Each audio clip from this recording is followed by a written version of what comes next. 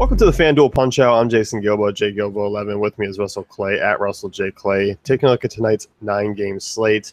Relatively big for a Thursday. Obviously, we have Scherzer going, but some other cheap options on FanDuel that you can kind of pay down at pitching if you wanted to.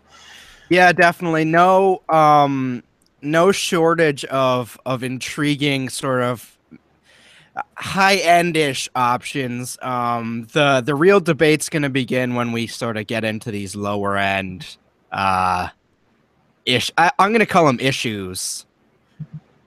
Lower end issues. Yeah, lower end issues this morning. Yeah, there are certainly some. I mean, when I looked at the slate, there were about 3-4 games. I was like, okay, I'm stacking these teams. Right. Well, I mean, when Willie Peralta and Jared Weaver are on the prowl, that usually means someone's getting beat up here. So yeah. And then obviously this guy, Orioles and Nationals, Max Scherzer versus Ubaldo Jimenez. Jimenez is a guy I feel like I could target all day as well. Yeah. And you look at this Nationals offense, obviously nice stacking opportunity. It is expensive. I mean, you got Harper, who's 3,900, Murphy 4K. I don't mind those guys. Turner 41, obviously, with how he's rolling. He's 8 for his last 8 or something like that, 9 for his last 9. I forgot what it was. Yeah, but pretty unreal. Pay up options there. Jimenez has been a guy who's been struggling against both sides of the plate. I'm completely fine with targeting those bats there. Certainly, yeah, definitely looking at Murphy Harper here. Obviously Jason Worth ruined his opportunity yesterday by just getting walked and hit by a pitch, so it's all his fault and I hate him now. Because that's the process. No, I'm just kidding. But I think we're obviously looking at Trey Turner again. Rendon, Ramos. I'm down for 1 through 6 in this lineup. Probably not like yesterday where we were looking at, the deeper Ryan Zimmerman, Espinoza types, but certainly the 1 through 6 are all viable, and Murphy, Harper, and cash for me. Yeah, I definitely agree. I think those guys are the playable options. And then you kind of go to the second tier of Rendon and Ramos because those are solid. They're not quite values, but in consideration to like where Murphy and Turner are, they are. Mm-hmm. As far as the Orioles go, they're not really priced down like they're playing Scherzer, but I still actually don't mind them in a deep tournament sense because, one, Scherzer obviously has been better at home in allowing home runs, but there's still a little bit of a home run potential here with what he hasn't had the cleanest of starts of late, but obviously it's kind of a high risk, high reward. Yeah, maybe you're more speaking to a one-off sense, right? Maybe a Chris Davis or a Machado or something weird like that. Machado's probably the guy to take a look at. Maybe an Adam Jones. Yeah, that's about it. Yeah, I mean the guys who have maybe the little bit lower strikeout rates, a little bit makes more sense connecting with the ball because you figure Davis is up there in the strikeout department. So I'm not fond of using him. Right. Yeah, that's kind of where I'm at too. Deep tournament guys where you want to switch it up and shift down your exposure a little bit to some of your other guys. Yeah, but other than that, I mean, projected for under 3.5 runs, not at home in Camden Yards. It's just kind of obviously it's not the most ideal matchup. Yep. So, Angels and Blue Jays next here. Jared Weaver versus J. Happ, and I mean, if Toronto gets healthy here tonight, I mean, Jose to be back. Devin Travis was a guy who was day to day. If he comes back into the lineup, there's a lot of bats in there that I'm going to want some exposure to. And it feels good because I feel like I can mix and match, put Donaldson and Encarnacion in some lineups, maybe toss in a Bautista, Martin, Tulowitzki, and others, and just kind of roll and mix around this 1 through 7 lineup there. Doesn't it just feel like order's restored a little bit? Like, oh, okay, the Blue Jays are projected for 6 runs. Man, I haven't felt this in a while. It does, and you look at this lineup, and it's like, that's what their lineup was supposed to be, healthy all year long. Yeah, like it's not neutralized in any way. Bautista might be back, so yeah. 1 through 4 certainly in cash game play for me, and then I think you're even looking at 1 through 7 is kind of cash game viable with price considered. So, I'm certainly excited about this. And yeah, we were joking before, or you were at least, that if they don't put up, some serious run total and fantasy production on Jared Weaver, they might be dead to us after this. Yeah, it's like one of those ones where I'm just going to completely dive into week one football because the Blue Jays have ruined the end of my year.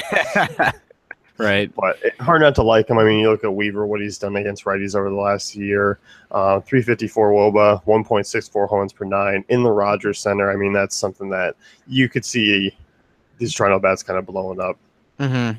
So the only guy who I don't find cash game viable is Michael Saunders, just because he has been kind of boomer bust. But Weaver, 354 WOBA to lefties, 1.63 home runs per nine. I'm certainly looking at him as well. Yep. As far as the Angels go, I mean, two guys I might take a look at, obviously Mike Trout, but Albert Pujols at 3,400, intriguing option to me tonight. He's actually hit lefties pretty well this year. Low strikeout rate, I really believe it was around 11%. I don't mind him at 3,400. I know Hap's obviously been very solid, limits a lot of damage, but I kind of like Pujols in this spot. Yeah, I agree, and obviously Trout always sort of that guy. But yeah, at 34, kind of the only other guy I'm taking a strong look at here. Other than that, I mean, you can have fun with, Andrelton Simmons and Jeffrey Marte, but I'm not diving into that. No, and Jet Bandy will be a guy, though, I'd take a look at. I noticed I didn't mention Jet Bandy or Gregorio Pettit because those are my boys, but I'm not playing them tonight. No, come on, man. No, It's no Bandy Jet. night. It was Bandy night. It was Bandy night last night, man. 4 hits. I like him as a dive down catching option. I mean, Okay. It's fair on this slate. I mean, obviously Hap's not the most ideal target against lefty, but I don't mind it there. Right. Royals and Marlins, Edison Volquez versus Tom Kohler. This game just is so unattractive as far as DFS purposes go. I just feel like it's two arms that are going to be capable enough of kind of just limiting damage in this game. No real tremendous splits against both sides. I mean, you could argue against Kohler if you go back to last year, but I don't like this game at all. This is one of those games where you use the wrong process and you'll be like, all right, well, there's no good splits here, but I like Eric Hosmer. And then, like, as you go into it, you slowly, like, talk yourself out of the play and you're like, Martin Prado. And then you go in and you're like, no, that doesn't work either. It's just one of those games where, yeah, maybe one or two guys goes off from both teams, but overall, just it's kind of gross. I kind of like Tom Kohler, but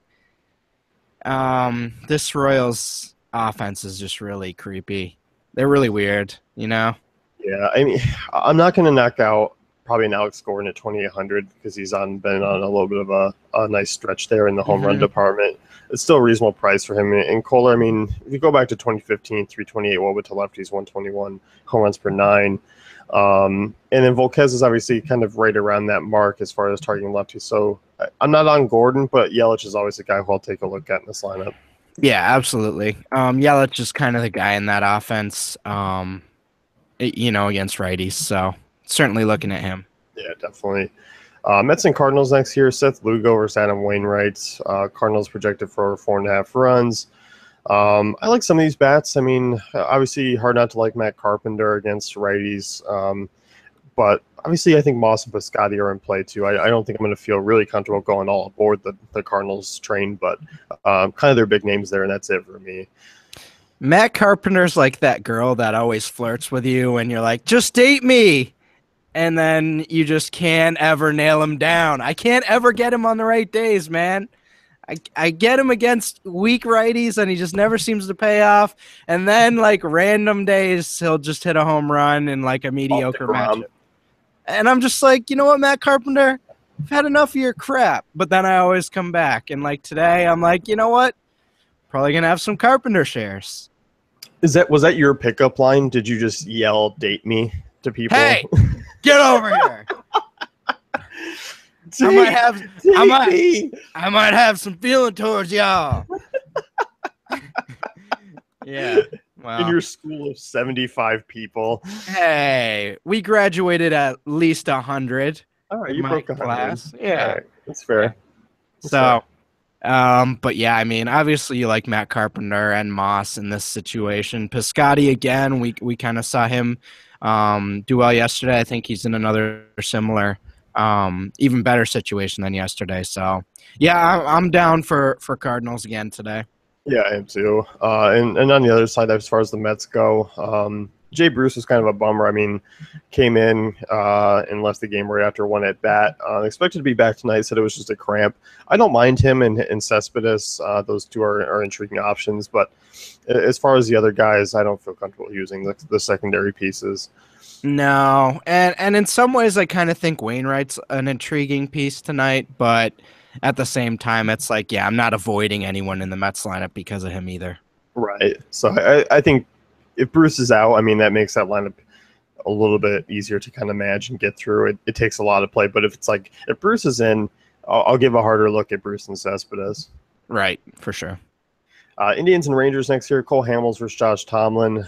This one's going to be an intriguing game tonight. I feel like this is going to be one of those ones where it's going to be kind of picky. You got to get in the right spots there because obviously Tomlin is home run prone, but at times he can limit damage and be frustrating. And obviously Hamels, it's which Hamels will show up, the one who's been a little bit roughed up in his own ballpark or the one we've kind of seen over the last few starts. So I love this game for tournaments. I think Hamels is going to sort of chip away at this Indians exposure in terms of tournaments and ownership. And I think this Indians lineup is going to chip away at that Hamels ownership. I think that is sort of a hinge point for tournaments tonight. I think you should definitely look at stacking Indians in tournaments and definitely looking at getting, a little exposure to Hamels. Not a lot, but I do think there is some upside with lefties against this Indians lineup.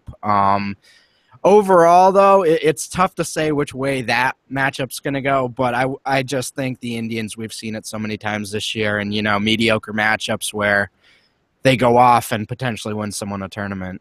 Yeah, I definitely think so too. I mean, I like Rajai Davis at 3K. I like Napoli at 3.3. Brandon Geyer at 2.6.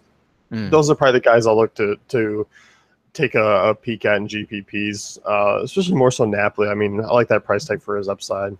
Yeah. But outside of that, I mean, Kipnis, Lindor, he does turn over and hit from the right side pretty well, but I'm just kind of staying away at that price. Yeah, the Carlos Santanas and Jose Ramirez of the world not really looking all that good from hitting from the other side, but overall, I think it is pretty intriguing. Hamels has kind of been all over the place lately. Yeah, and then on the other side, I mean, obviously Tomlin reverse splits guy 357, Woba to right-hander since last year, 2.19 home runs per nine. I like Lucroy 3.3. I think it's a really solid price for him. I like Beltre at 3.4. Desmond at 3.8, a GPP option. Not quite a cash game guy like the other two are for me. You're not on the Odor train today? I like him. I mean, I think the lefties are kind of boomer bust. I mean, Tomlin's always kind of been that guy. I mean, lefties, I mean, only a 263 WOBA, but obviously the 1.69 home runs per nine kind of creates an intriguing upside. And I do like Odor. I don't mind Beltran. I think those guys are fine options. And I think, Texas is a decent stacking option as well. As much as I think this offense is in a good situation tonight, I don't know that I love an individual piece that much. Maybe a Beltre or something like that. But overall, I don't know. I'm gonna have some Ranger stacks for sure, but I don't know about like standalones in this group. Maybe a Lucroy. Lucroy is my favorite out of the group. If I'm taking one bat, it's probably going to be Lucroy. Yep. So, Mariners White Sox here. James Paxton versus Anthony Ranaudo, and this one, I mean, this was another stacking option if healthy. Nelson Cruz left yesterday's game. Kyle Seager's a guy who is a little bit banged up at the moment. If those guys get back in, those are going to be intriguing pay-up options because Ranaudo is a guy who you can really stack against. Yeah, and Cano, cash option here, obviously. Cano. Well, I mean, that was pretty obvious. I was going to suggest him, I'd say, at this stage in the season. But yeah, I mean, that's cash game. I think you can look at Seth Smith again as sort of a nice option at 2,800. So yeah, I mean, depending on, you got to wait till this lineup comes out and see what it looks like. But depending on who moves up, I mean, I'd even be semi-interested in an Adam Lind at 26.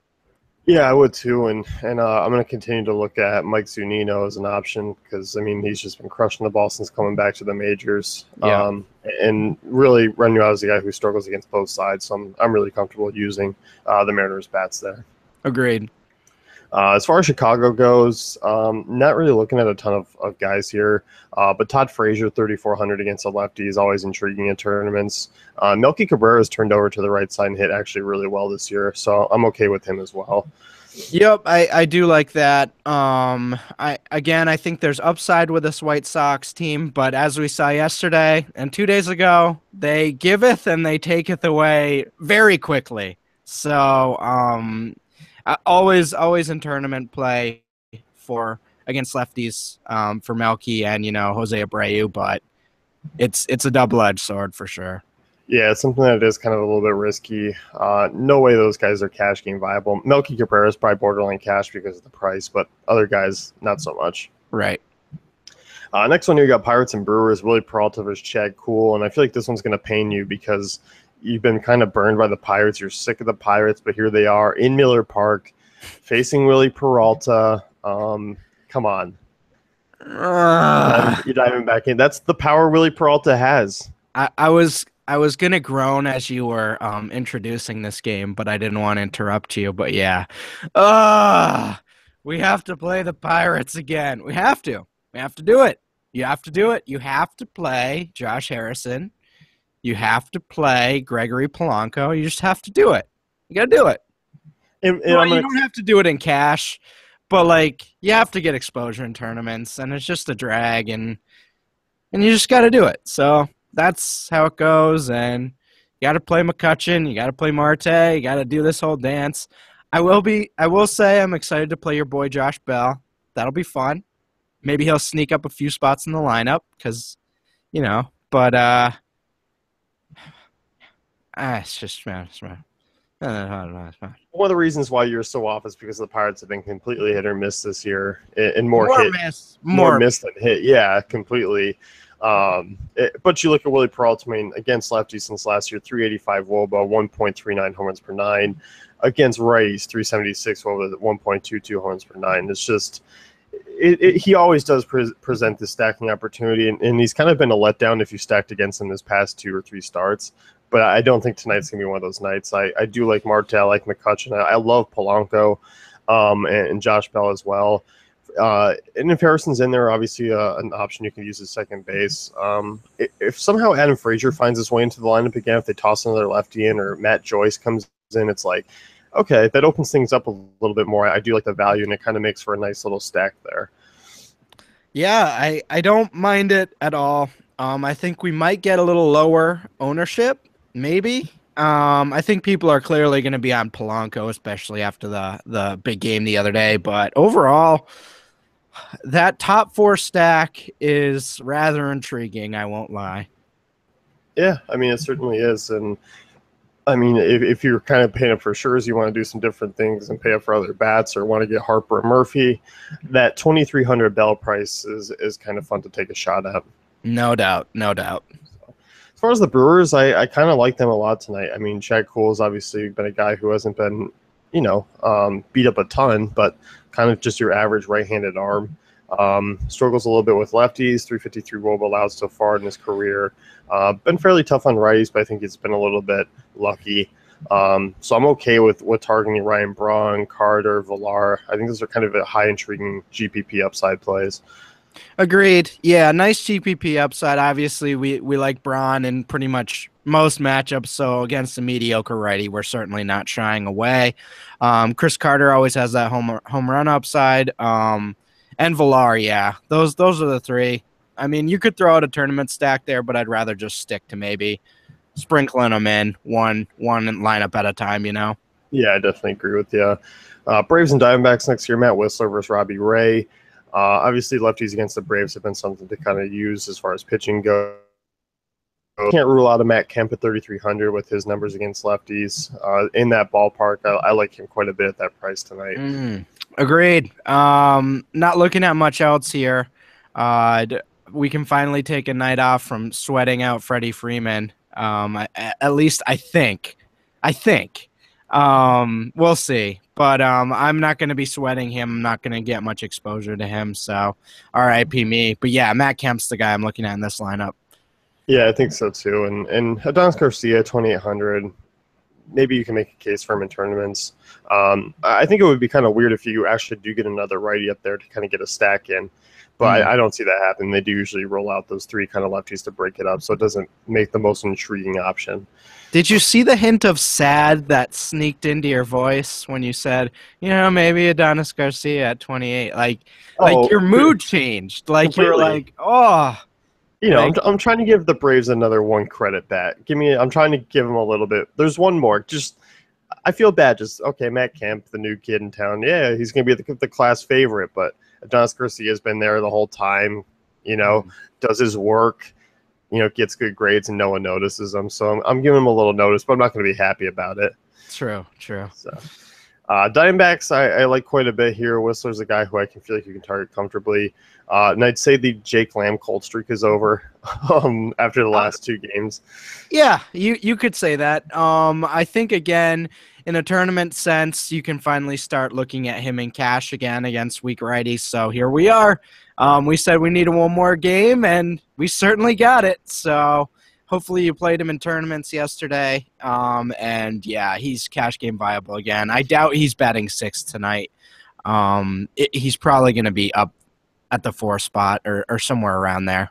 Yeah, I definitely think so too. And as far as using the other bats, obviously I don't mind Goldschmidt, Segura. If Tomas is in the lineup, they're certainly playable. Wellington Castillo's a guy who I'm going to be a little bit off of just because I like some other catching options a little bit more. But obviously the Diamondbacks are kind of getting rolling again here, and it's been nice to see at home. Definitely. Giants and Dodgers next here. Ross Stripling versus Matt Moore. As far as this one goes, I don't love it. I mean, last night we saw just a 1-0 game. Obviously, 2 different arms were going last night, but you can get picky here, but I think it's just more of a GPP type game. I mean, there is some decent value, maybe 1 or 2 cash game plays. For sure. It's a little better than yesterday, but still not a game I'm looking to get a ton of exposure to. Buster Posey at 31. I'm okay with paying that price even against a righty. Overall, though, this game doesn't really intrigue me all that much. No, I think Posey, Pence are the only guys I'm looking at. I mean, Stripling's been obviously a little sample size, but has been kind of a little bit reverse splits. 3.39 WOBA to righties, 38% hard ball rate. So I'm okay with kind of Pence and Posey there. I don't mind, I guess, a Crawford or Belt and GPPs, but that's about it. Right. As far as the Dodgers go, I mean, obviously Matt Moore has been a guy who been a little bit better this year, but still kind of not quite your safest option on the hill. So I'm okay with the Yasmani Grandal, 2,900. I'm certainly fine with using him. Outside of that, I mean, I guess if you want to look at a Kike Hernandez leading off, you can go for that. But overall, it's not the most appealing of matchups or teams to target against lefties. I think this little thing we just did here on this game, yeah, I'm probably going to go into the optimizer and X these 2 out. So if you use the tools as well, that's probably might be something you want to think about. Yeah, this game is not screaming. The way we just talked about this game is definitely not something you want to get a ton of exposure in any format to. No, I don't think so. Very picky game to kind of do. I mean, as we mentioned, 2 from each side is probably about as most as we go. Yeah. So that's going to wrap things up with the FanDuel Punch-Out. Be sure to check out DaveFantasyCafe.com for all great tools and content.